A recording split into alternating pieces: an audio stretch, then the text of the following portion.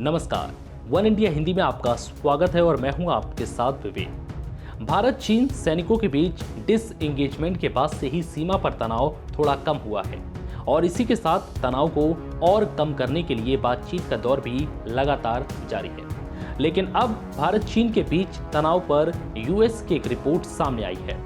Report के मुताबिक America के खुफिया समुदाय ने संसद से कहा है कि इस साल सैनिकों को हटाए जाने के बावजूद चीन भारत सीमा पर अधिक तनाव बना हुआ है।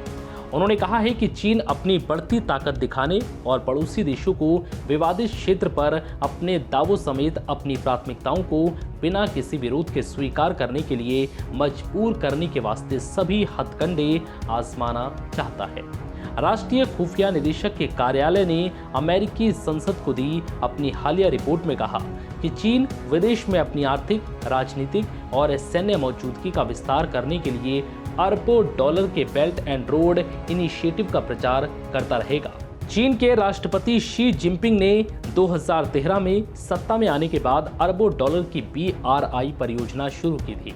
इस परियोजना का मकसद दक्षिण पूर्व एशिया, मध्य एशिया, खाड़ी क्षेत्र, अफ्रीका और यूरोप को जमीन और समुद्र मार्गों से जोड़ने का है।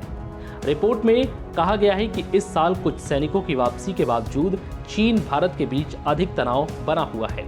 विवादित सीमा क्षेत्रों में मई 2020 से चीनी सेना की मौजूदगी दशकों में अब तक की सबसे गंभीर तनावपूर्ण स्थिति है और इसके चलते 1975 के बाद से दोनों देशों के बीच सीमा पर पहली जानलेवा झड़प हुई।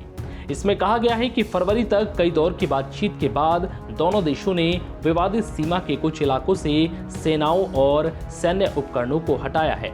चीन हिंद प्रशांत क्षेत्र में तेजी से सैन्य और आर्थिक प्रभाव बढ़ा रहा है, जिससे क्षेत्र में कई देशों के बीच चिंता पैदा हो गई है। उसके दक्षिण चीन सागर और पूर्वी चीन सागर दोनों में गंभीर क्षेत्रीय विवाद है। रिपोर्ट में कहा गया है कि चीन ताइवान पर एकीकरण के लिए दबाव बढ़ाता रहेगा और अमेरिका ताइवान के बीच बढ़ते रिश्तों की निंदा करता रहेगा।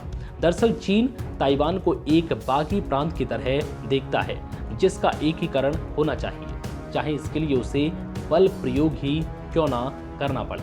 फिलहाल इस वीडियो में इतना ही। नमस्कार।